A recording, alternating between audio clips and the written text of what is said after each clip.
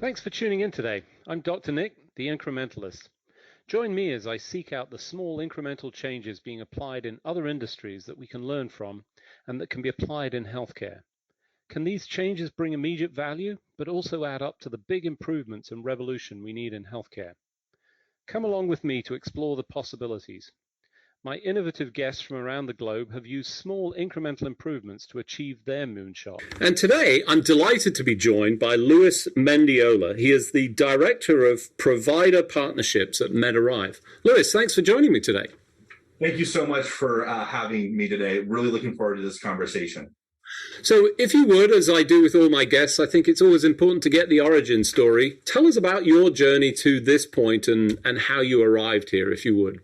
Absolutely. You know, a lot of coincidences and a little bit of luck along the way. But I grew up in a small rural community in northern Nevada named Winnemucca. And when I was 18, I was fascinated with the work that the local ambulance service was doing and became an EMT at 18 and was really lucky to work with a great CEO of that hospital-based ambulance service and an amazing EMS director in chief. And we were doing a lot of kind of emerging and innovative work around community paramedicine, as we call it, or mobile integrated healthcare. And in a rural community with limited providers and physicians, EMTs and paramedics and nurses and medical assistants, they're kind of the first line of defense for the community. And a lot of people come with questions. And so we were really trying to build out the CP program, as we call it, or community paramedicine program. And so worked with that team for 10 years, did a lot of amazing work out in that rural community. And then I moved in and started working with REMSA, which is the air and ground ambulance service in Reno, Nevada, that had received a $10 million grant, a part of the Affordable Care Act, to study how can EMS systems better provide care to patients in more of a metropolitan area. And so did some work around provider partnerships and payer partnerships with that. Spent a little bit of time in Bozeman, Montana, as a service line director for the health system up there, overseeing the telehealth program, and received an inbound call from Ina Plum, our most amazing COO now. She was working as part of Redesign Health, the healthcare incubator that we came out of. And she had questions about community paramedicine and how could you foster and develop care models and power those care models into the home by using paramedics, EMTs. So that started a conversation which evolved into an advisorship for about 2.5 years. And I've been full-time in this position for over a year now at MedArrive, where I work on operations teams, oversee our network of field providers, which are primarily paramedics, a few EMTs, nurses, and social workers, and work on that team powering the care delivery models that we're so excited about at MedArrive. So, as always, it's really cool to hear that sort of background, and particularly, first of all, what a great name. Where did you grow up? Winnemucca. I love that. I just think that's a really cool place to have come from and to be able to talk about. And that rural component that obviously shapes your sort of insight and understanding. And the other thing that strikes me about this is, here we are again. Redesign Health is really doing an amazing job of incubating companies. This is now the second one. I interviewed Adam from Jasper, which is another one of the Redesign companies. They've really, I think, worked out a great model to sort of help nurture these startups that quite often struggle, not because the idea is not good, but because it's a difficult process. And obviously that's been, extremely positive. So I think it's important to understand a little bit of what it is that you do at this point. Tell us a little bit about MedArrive and what they're doing at the moment. Yeah, so, I would tell the audience, take yourself back to March of 2020, April of 2020. We see, COVID. Hold on a second. You're saying go back and relive this? What is wrong with you, Luis? What is wrong with you? Hey, a paramedic and EMT, we always have a little bit flawed view of the world, I guess you could say. But, we see this explosion of telehealth. Everybody's doing telehealth. You're able to connect with your physician on Zoom, on FaceTime. I think that they were even allowing Facebook Messenger telehealth visits. Yes, they were. That's right. And what we realize is that for so long we've been focused in healthcare delivery on the technology and the gadgets and the hardware, but really we had evolved to where we could do virtual visits anywhere with the devices that we all carry.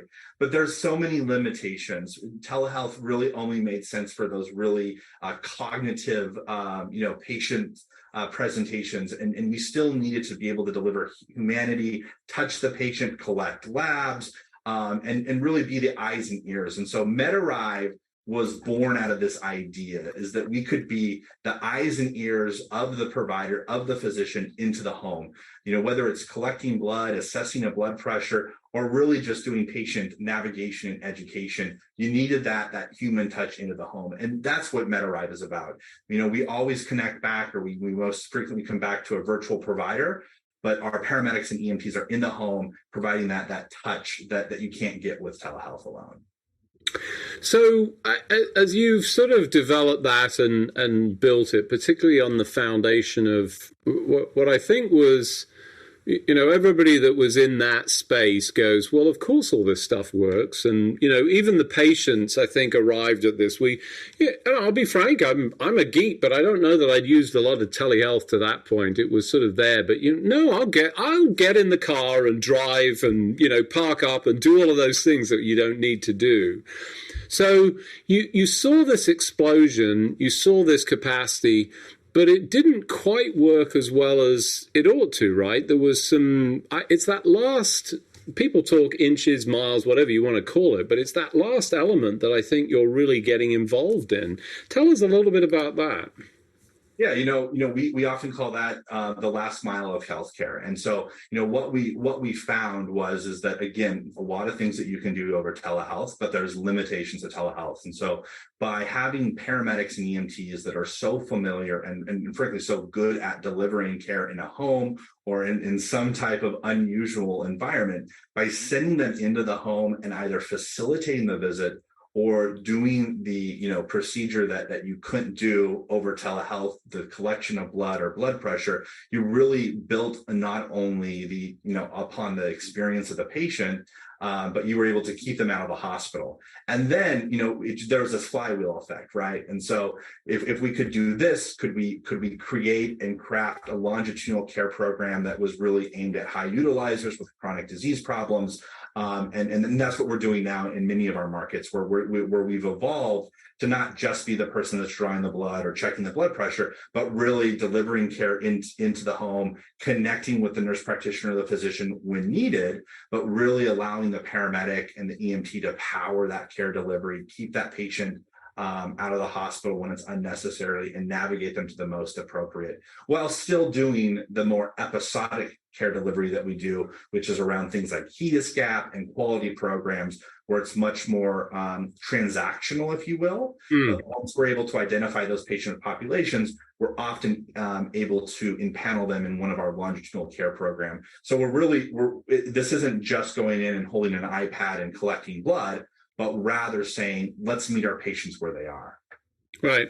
So, this is all, I think, really important delivery and actually the spreading of care into the community that, we've struggled with, especially in rural. You look at the concentrations of healthcare in, cities, and it's disproportionate, and it's just inevitable. It's much harder to deliver some of this care in these rural communities. It sounds like MedArrive is starting to create the relationships that we have in, our privilege of close, higher density with these patients in those rural settings. So are you finding that you're developing and building a sort of community almost in what is a very distributed environment? Yeah, exactly.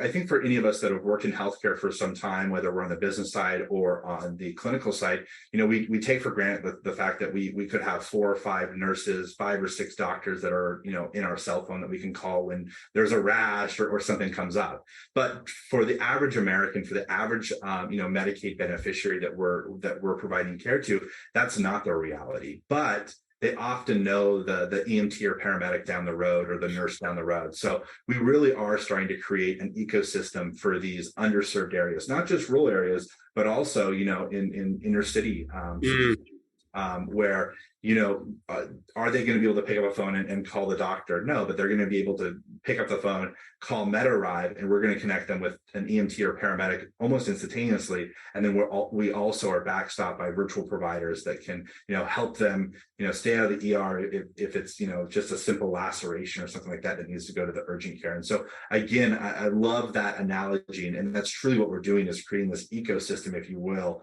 but we're embedding our, providers into the communities almost shoulder to shoulder, if you will, with the patients that they're serving. So let's talk a little bit about the skill sets.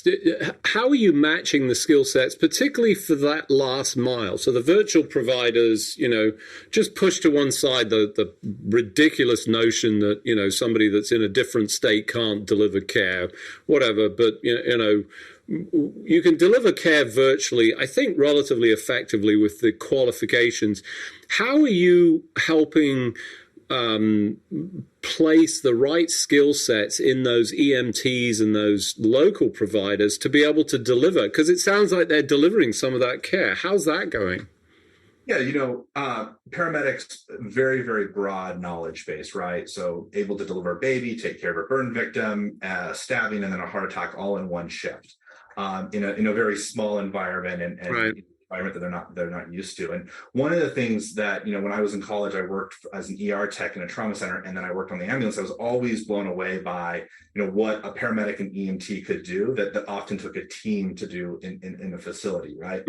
So, however, a lot of that knowledge base is much more built out of the context of emergent or an acute right. care. So one of the things that we have to do is we do have to invest, and we do invest in making sure that our providers really understand the why of the longitudinal care. For example, a paramedic can hang a bag of saline or hang an antibiotic. That's easy. But what we do have to train on, what we do have to develop in these people is an understanding for social determinants of health. What is the actual cause of the patient going to the hospital? And I'll be honest with you, most of the time it's not clinical. Right.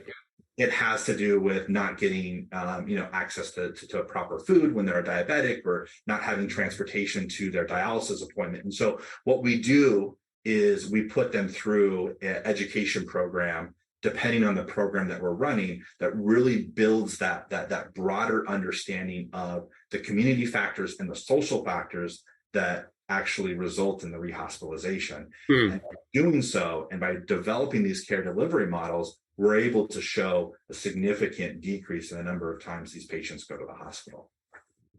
Right. So I think, an important aspect to this is not just the pushing out of the care, but also the skill set and improvement, the building of that resource that I think is essential.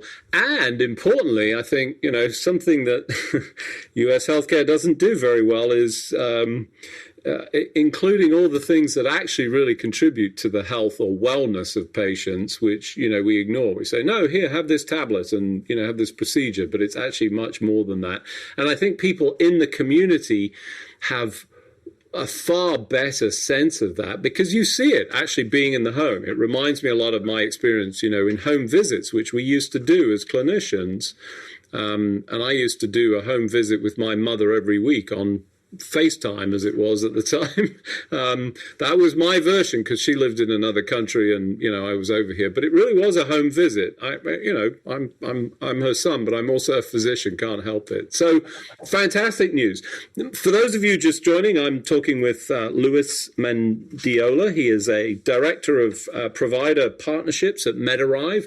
We were just talking about all of the experience and the pushing out of all of the capabilities into the community. But you've got some really exciting new news around an area that, my God, it's just it's depressing to even say this, but we have declining healthcare in the maternal space. We're seeing, an increase in maternal complications, increase in pregnancy complications, and importantly, a decline in, outcomes from the neonatal, natal areas. And you're addressing that in a specific area. Tell us about that. Yeah, we are so excited to recently announce a partnership with an in-home maternal and fetal medicine partner called UMA Health, who's led by an incredible, maternity care specialist, Sina Harry.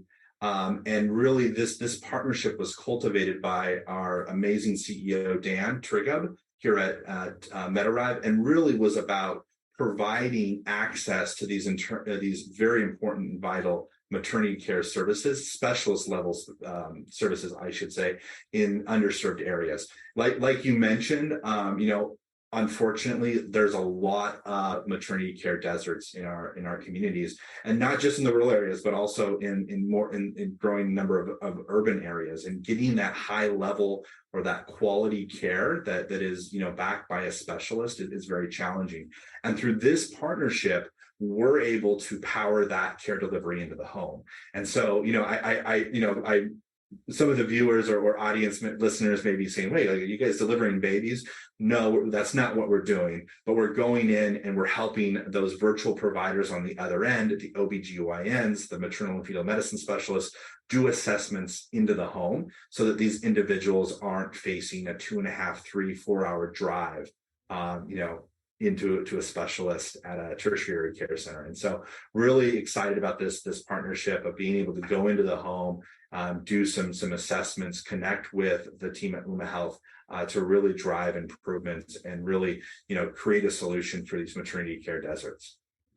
So, for the benefit of the listeners, I think it's important to sort of understand some components to this. And, for many of us, we're lucky if, you've gone through the process. And to be clear, this is a man talking. I haven't gone through the process of having a baby. I've just been the supporting act in this instance. But, have a pretty close association for a variety of reasons. And pregnancy,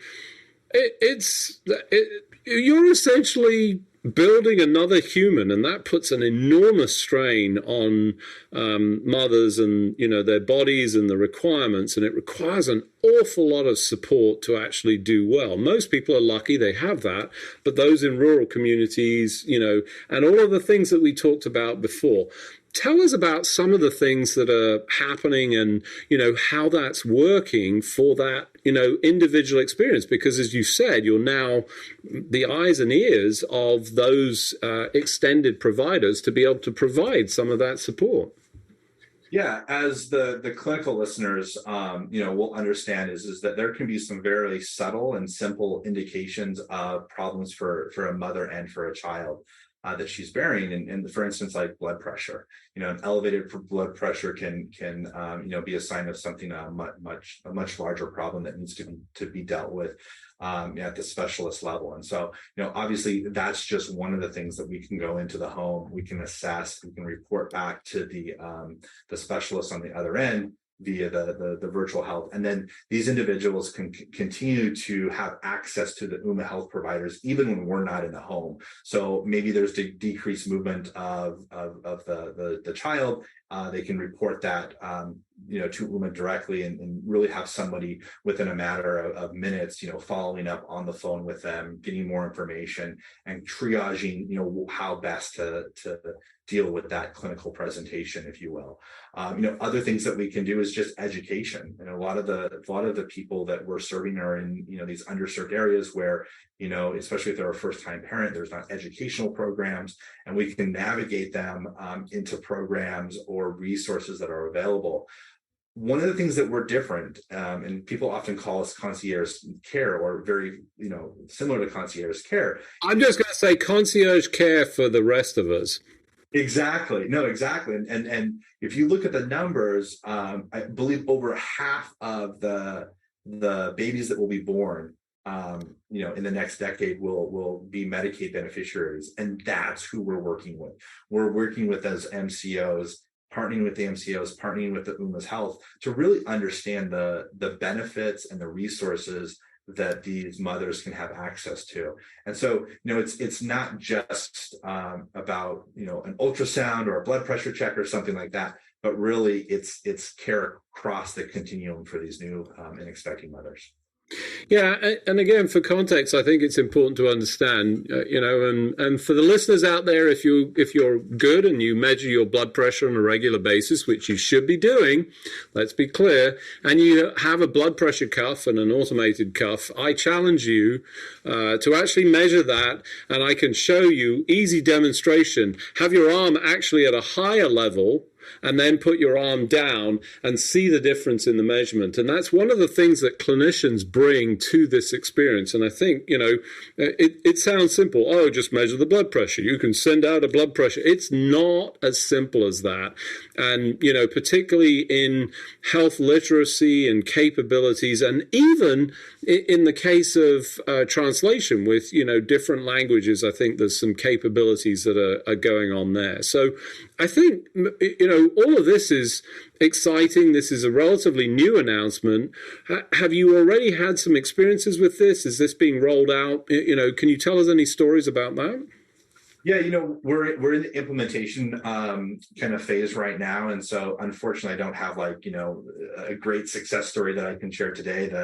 The announcement I think went out earlier this week, and we're really looking forward to our first empanelment patients and partnering with a number of different payers on this. But I actually worked with Dr. Harry at Bozeman Health in Bozeman, Montana, and the man is just a fire starter, if you will. Like everything he does, there's a level of excitement, there's a level of understanding, and there's always a focus on quality.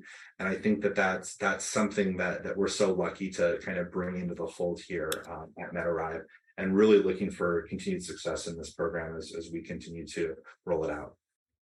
So as you think about the future, at the early stage of this, obviously you've got lots of experience in, delivering both personal, clearly with your background, and also through, this innovation that sort of takes this, expands the capabilities. Tell us where you see this going. I mean, we have enormous problems in our healthcare system, and I don't know. I've never really thought about what the percentage is, but it feels like an enormous part of the percentage of our challenges is in that final mile. It feels like this is really critical to our future. So really quickly, I think that first of all, there's going to be inherent cost savings to the payers, to the consumers, or the patients, which is really important for us. As a country, as a company, and as anybody who really cares about healthcare delivery, we're able to see patients, provide a quality experience, and deliver better outcomes when it's one-on-one, give the patient more time, more understanding to really take hold of their overall wellness and health status. And so by doing that face-to-face in their home, understanding what they're up against, that's really important. Number two, quality. I think that by getting a bigger picture of what's going on in the home, understanding that the diabetic thinks that orange juice is a good idea, and being able to actually see what's in the refrigerator, what's in the cupboards, asking the patient, what's all the candy for? Oh, that's for my brother that likes to come over and his kids. Well, when was the last time they were here? Oh, 2 years ago. Red flags, addressing those red flags, talking about that, meeting the patient where they're at, is so key. And then really understanding how our modern healthcare system is evolving, and not forgetting the folks that are all often disenfranchised from our society and from our healthcare system. So whether it's a Medicaid beneficiary, it's the single mother, or it's the elderly rancher in a rural community that just doesn't understand how to use telehealth or access it, but meeting them where they're at. And I really think that those three things, being able to deliver care more efficiently and more cost effectively by doing it at a high quality, and doing it in a manner that really resonates with a diverse patient population, is key. And that's really what I think MedArrive has the ability to do, with a provider network that is entrenched and understands the patients, understands the community, and is quite frankly, I think, the best at delivering empowering care into the home, paramedics piece. So I would say exciting times. I think a real solution that has obviously been developed. It's interesting to hear someone called a fire starter. I've not heard that term, but I like it. They start the whole process, keep things going, and importantly, it's just it really. It hurts me greatly to even talk about this decline in maternal health, decline in outcomes for babies. And, you brought up the statistic with, over 50% coming in that, subgroup or subcategory that is even worse when you sort of separate it out. But here's a solution, here's an opportunity, and indeed a partnership. So definitely exciting times. I'm looking forward to seeing what's happening and, look forward to an update. Unfortunately, as we do each and every week, we've run out of time. So it just remains for me to thank you for joining me on the show. Lewis, thanks for joining me. Thank you so much. Really appreciate the time that you put into this, and really exciting for what's ahead of MedArrive and all of our partners. Looking forward to connecting in the future with more exciting news. Thank you. Thanks for joining me today. Do you have any better ideas, or have you found a small incremental change that's brought about a big improvement in your world? Let's continue the conversation on our hashtag, the Incrementalist, or share with me at Dr. Nick1 on Twitter. You can find more information about the show on our program page at healthcarenowradio.com, and tune in next time to hear my discussions with leaders and innovators from around the globe who've revolutionized their space by using small incremental improvements to achieve their moonshot. I'm Dr. Nick, the Incrementalist, and I'm starting a revolution through evolution.